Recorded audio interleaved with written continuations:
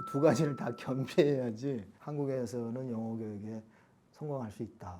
영어 교육에 대한 정보가 없는 사람들은 문법만 열심히 하면 영어가 될 거다 이렇게 생각하는 사람들이 꽤 많거든요. 근데 아니에요, 실제로. 거기에 이제 영어 영재들이 와요. 부모는 별로 한 게 없대. 근데 내가 보기엔 그건 아닌 것 같고 그 어머니가 기가 막히게.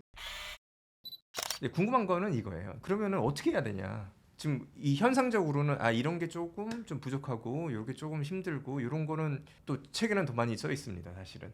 그러면은 이걸 어떻게 해야 되나? 이상을 한번 듣고 싶어요. 첫 번째 전제는요. 네. 이 교육 문제는 굉장히 어려워요.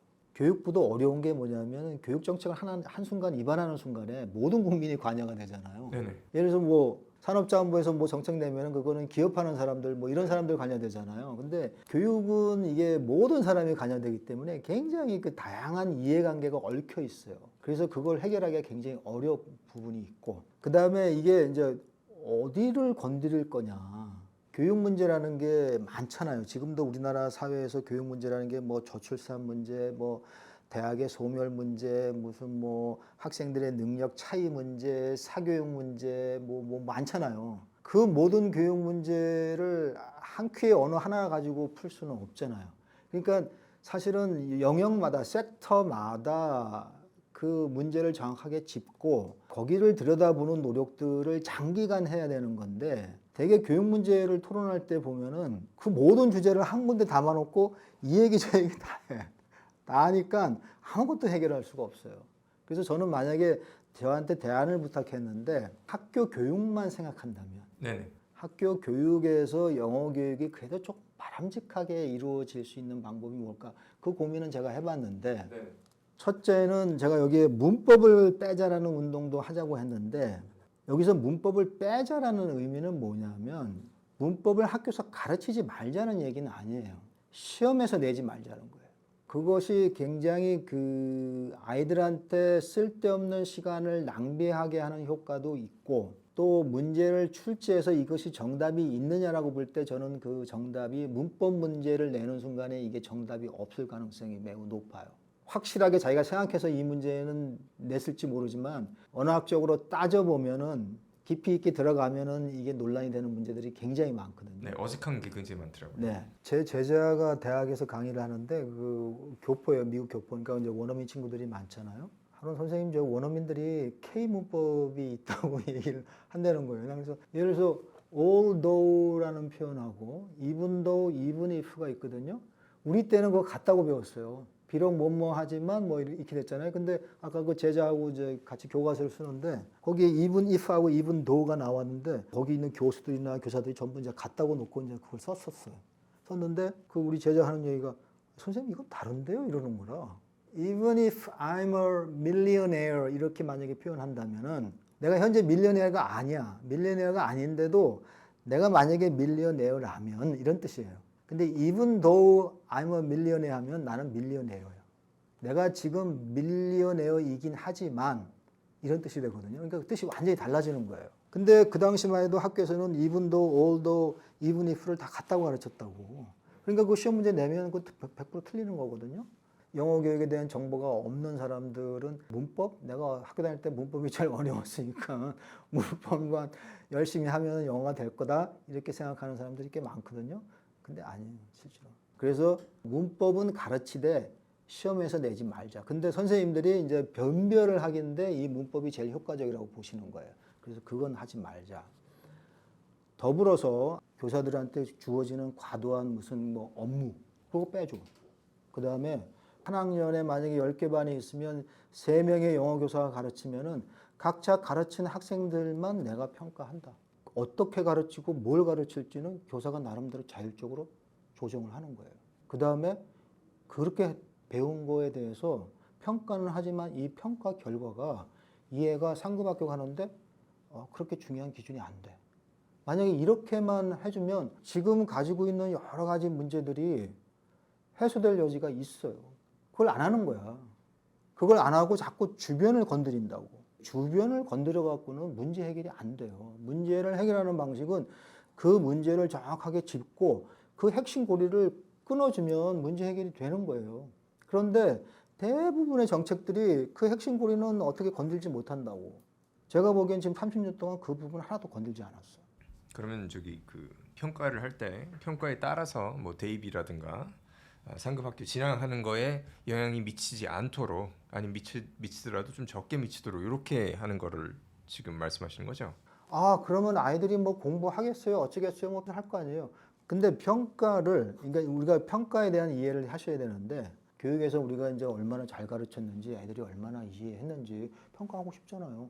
평가 100번, 1000번, 10,000번 해도 괜찮아요. 근데 평가를 가지고 이거를 이 학생이 뭔가를 할 때 기준으로 쓰는 순간에, 그러니까 내신 성적을 입시로 적용하는 순간에 이 평가는 왜곡되기 시작하는 거예요. 왜냐하면은 수많은 사람들이 아, 이 시험 문제 이거 맞았어? 왜 내 정답을 틀렸다고 했어? 이게 내 인생을 좌지우지하기 때문에 사람들이 관심을 가지기 시작하는 거예요. 그 순간에 그거는 영어로 표현하면 하이스테이크 이그잼이 되는 거예요. 지금 많은 사람들이 수능 시험은 하이스테이크 이그잼이고 내신 시험은 별로 아닌가라 생각하지만 지금은 내신 시험이 훨씬 중요한 시험이에요. 왜냐하면 그 내신 성적이 쌓여가지고 얘가 대학 갈 때 결정을 하니까. 그러니까 지금 내신 시험은 학교 단위에서 벌어지는 일이니까 이게 작은 단위에서 벌어지니까 많은 사람들이 모르잖아요. 그 학교 다니는 학생이나 학부모 말고는. 근데 그 학교에서는 별의별 일들이 벌어지는 거예요. 그 내신 시험 가지고. 그러니까 예를 들어서 말하기 평가를 해도 조금 교사가 예를 들어서 평가에 오류가 좀 나더라도 아니 그게 내가 대학 가는데 그렇게 결정적인 게 아니니까 그냥 선생님한테 가서 선생님 제가 이게 뭐가 좀 틀렸어요? 너는 이런 부분이 있는 것 같은데 아니 근데 제가 보기엔 뭐 그런 거는 그렇게 중요하지 않지 않겠어요? 그러면 교사도 수용을 한다고. 근데 지금은 교사들이 잘 수용을 안 해요. 왜냐하면은 그거 바꾸는 순간에 내신 성적이 막 전부 학교가 뒤바뀌니까 그러면 또 문제가 발생하잖아요. 그러니까 교사들이 전부 그걸 거부한다고. 그러니까 자꾸 왜곡되는 거예요. 근데 그 왜곡되는 현상이 뭐냐면은 이 내신 성적이 하여튼 상급학교 진학에 결정적인 역할을 하니까 다 사람들이 민감해지는 거라고. 어느 순간부터 이제 우리나라의 교육 원리가 뭐 학생들이 교실에서 존다, 학교를 소홀히 한다, 뭐 이런 논리로 의해서 이제 그 평가에서 내신을 반영을 해야지만이 학교가 제대로 돌아간다라는 논리가 언제부턴가 성립이 된 거예요. 저는 거기에 절대 동의하지 않아요. 잘 가르치고 학생의 입장에서 봤을 때, 아, 내가 학교에서 배우는 것이 좋은 학교를 가거나 아니면 상급학교 진학하는데 도움이 되는구나 라고 판단을 하면 열심히 하겠죠. 옛날에 저희 때 본고사가 있을 때도 이제 예를 들어서 학생들이 봤을 때 대학에서 시험 보는 건 영수국만 보고 있는데 고등학교 3학년 때 예를 들어서 뭐 미술 수업을 한다. 그러면 애들은 뭘 해요? 다른 공부를 하겠죠. 영어 수학 문제 풀고 있는 거죠. 그거는 이제 학생의 입장에서는 충분히 가능한 시나리오잖아요. 그렇죠? 지금 당장 시험이 영수국 시험이 있는데 아니 고3 내가 바빠 죽겠는데 미술 시간이라고 해서 미술 시간에 미술 공부를 내가 할 수 없는 거잖아요. 그렇게 맞춤형으로 가야 되는 거죠. 근데 어느 순간인가는 입시하고는 자꾸 멀어지는 형태로 학교 교육이 가다 보니까 초등학교 때는 그게 작동을 하고 중학교 때는 작동하는지 모르지만 고등학교 때는 작동을 안 하는 거죠. 근데 예를 들어서 뭐 프랑스라든지 제가 핀란드도 가봤지만은 핀란드 고3의 수업에서 그럼 무슨 수업을 하느냐? 걔네들은 엑싯 이그잼을 봐요. 고등학교를 졸업할 때. 엑싯 이그잼 보거든요. 그 엑싯 이그잼 준비하는 거 가르친다니까요. 근데 언제부턴가 우리나라에서는 애들은 수능시험을 봐야 되는데 학교에서 수능시험 위주의 수업을 해주면 이게 좀 마치 문제가 있는 것처럼 그러면 애들은 어디 가서 공부를 하냐고요. 제가 이렇게 하면 뭐 돌맞을지 모르겠지만 지금은 교사들이 별 노력을 안 해도 내신이라는 고리가 있기 때문에 애들이 하는 척이라도 한다고. 그러나 학교라는 공간에서 열심히 해야 될 사람이 누구예요? 교사도 내가 어떻게 잘 가르칠 것인지, 뭘 하면 아이들한테 도움이 될 것인지, 내가 어떤 내용을 가르칠 것인지 그걸 고민해야 되는 거죠. 그렇게 해야지 학교도 경쟁력이 생기는 것이고 학부모가 학교를 믿는 거고 학생도 조금 행복해질 수 있고 교사도 제가 보기엔 그 우수한 사람을 뽑아놨는데 아니 자기가 좀 인간은 자율적인 인간이거든요. 인간은 자기가 스스로 선택해서 자기가 하고 싶은 일들, 자기가 의미 있는 일을 할 때 가장 행복한 거예요. 근데 그 사람들 놓고 이거 하지 마, 저거 하지 마 이렇게 해놓으면 자기도 그 학교에서 별로 의미를 못 느끼는 거거든요. 아까 교과서 문제가 나왔는데 저도 교과서를 집필한 사람이지만 선진국에서는 교과서만 가지고 교육하는 나라는 많지 않아요. 선진국일수록 교과서라는 것은 하나의 가이드라인이고 교사가 어떤 내용을 어떤 식으로 어떤 방법으로 어떤 교재를 가지고 가르칠까 하는 것은 많은 나라들은 자율성을 부여해요.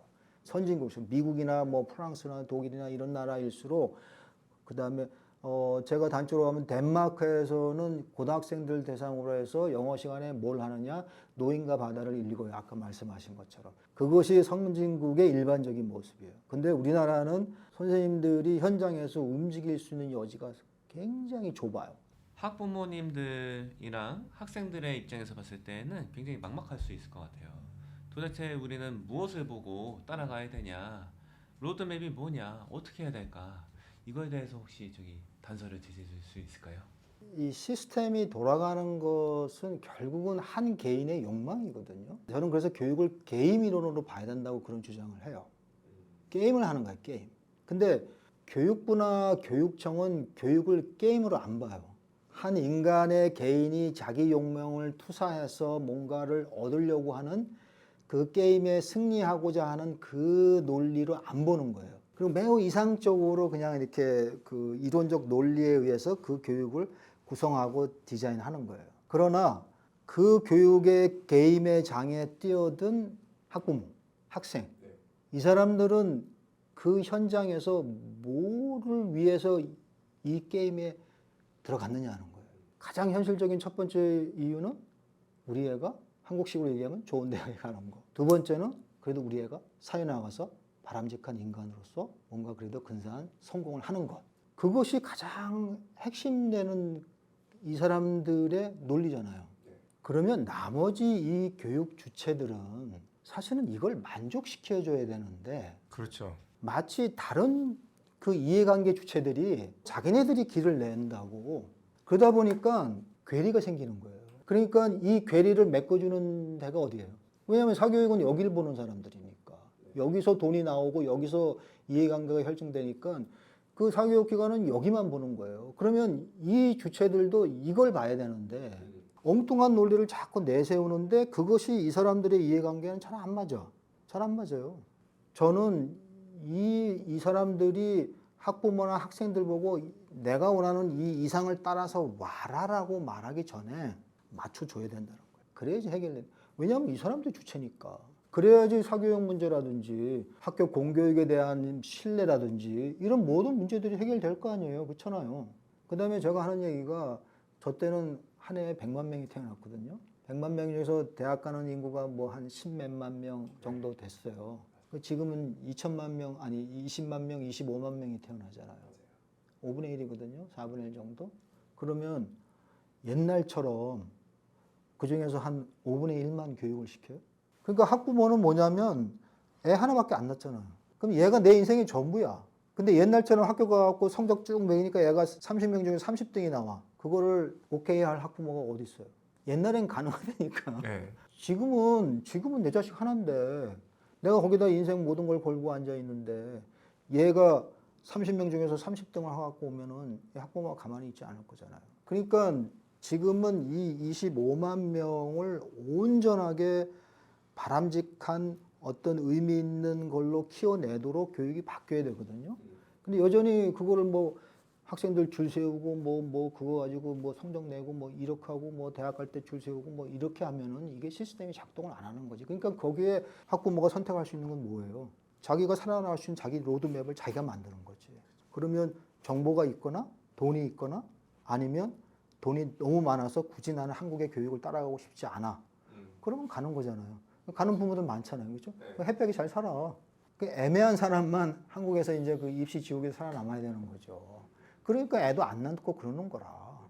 그죠? 결혼도 안 하는 거고. 그러니까 그 문제를 해결해 줘야 되는데 지금은 그야말로 각자 도생하는 방법밖에 없고 학부모 개인이 선택을 하는데 그럼 영어는 두 가지의 걸림돌이 있는 거예요. 학부모들이 우리 애가 학교에서 성공하고 싶은 것도 욕망도 있고 그 다음에 영어의 특성 때문에 사회에 나가서도 얘가 유창하게 영어를 하고 싶은 욕망이 있는 거예요. 그렇죠. 그죠? 이 두 가지를 다 맞추기에는 좀 어려워요. 왜냐하면 학교는 학교의 논리가 있고 밖에서의 영어는 또 다르기 때문에 이게 일치하면 좋겠는데 이것도 일치가 안 해.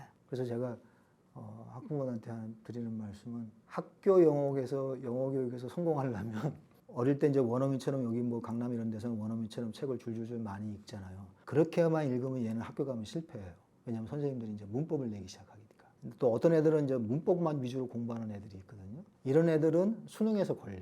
시간 내에 책을 줄줄줄 읽어내지를 못해. 그래서 제가 그 두 가지를 다 겸비해야지 한국에서는 영어 교육에 성공할 수 있다. 거기에서 이제 학부모들이 나는 어떤 선택을 할 거냐. 제가 정확하게 답을 드리는 것보다는 이제 학부모들의 욕망과 뭐 여러 가지 이제 것들에 의해서 선택을 하는 거죠. 내가 선택하는 게 이게 맞나? 이런 좀 기준이 좀 뭔가 필요하다고. 근데 그 선택은 참 그 우리 제 제자가 저기 하와이 대학에서 지금 박사를 마쳤는데 거기서 강의를 해요. 그래서 제가 강의 시간에 한번 들어가 봤거든. 근데 강의하는데 영어를 고찰 하더라고요. 영어 고찰 하는데 영어 어디서 배웠어? 제가 이렇게 물어봤죠. 그랬더니 어릴 때 엄마가 TV에 영어만 틀어줬는데 한글 자막은 가려버렸대요. 가리고 했는데 자기는 그걸 잘 따라간 거야. 근데 제가 알기로는 그 언니가 있는데 언니가 치과대학이가 의대를 나와서 의사를 하고 있거든요. 그럼 언니도 영어를 잘하겠네 했더니 언니는 영어를 잘 못한대.